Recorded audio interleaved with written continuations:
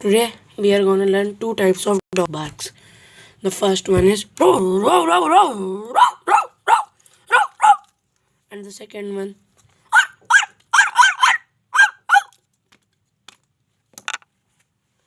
in this.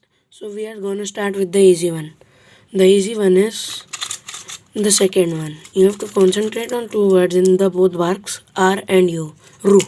In the second one, you have to say it in the opposite manner. Or. And in the first one, you have to say in the same manner with a small snoring sound. Are you?